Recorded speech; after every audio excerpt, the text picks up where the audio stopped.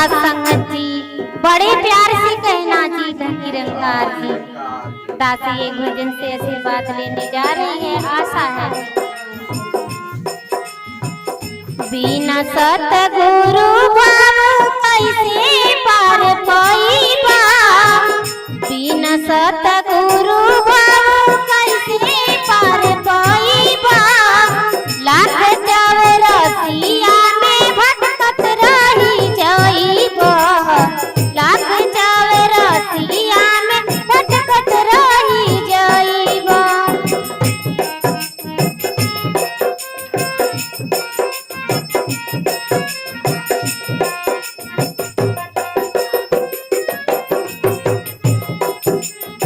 बिना सतगुरु भाव कैसे पार पाइबा, बिना सतगुरु भाव कैसे पार पाइबा।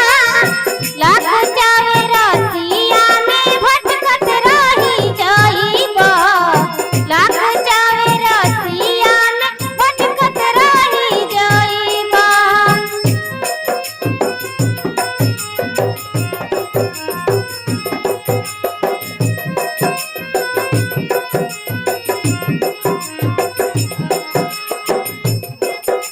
सतगुरु जगतिया में रहिया दिखावेले, मानो कल्याण खातिर गुरु रूप में आवेले।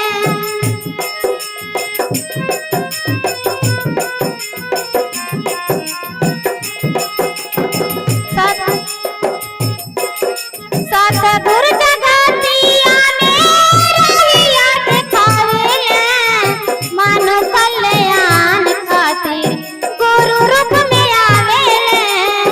सतगुरु से ज्ञान लेला नाते पछताइबा, सतगुरु से ज्ञान लेला नाते पछताइबा। लाख चौरसिया में भटकत रही जाइबा।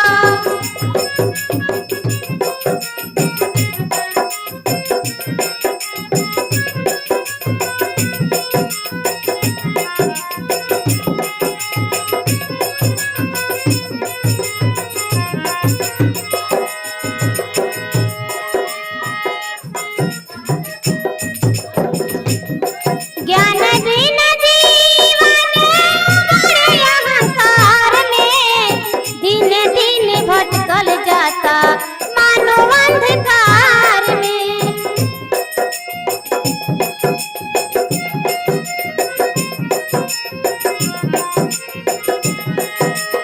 ज्ञान बिना जीवन बड़े अहंकार में, दिन दिन बढ़ल जाता मानो अंधकार में।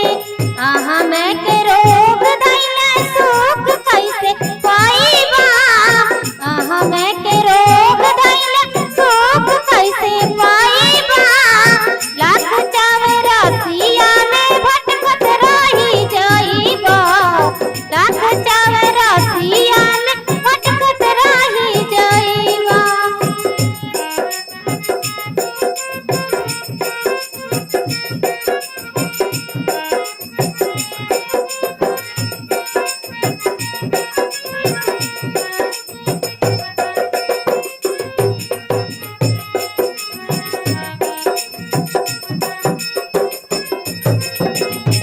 सतगुरु साकार रूप निरंकार आइले, सत्य के डगारे चल के बताइले।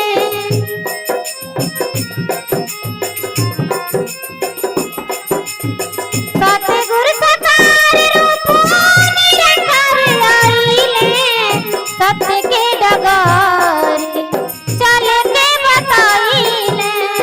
निरंकार सतगुरु के ही अपनाइबा, निरंकार सतगुरु के नाही अपनाइबा।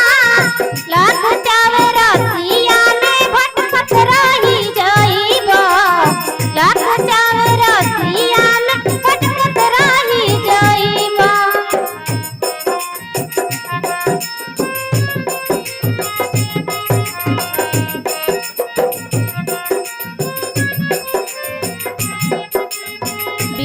रात को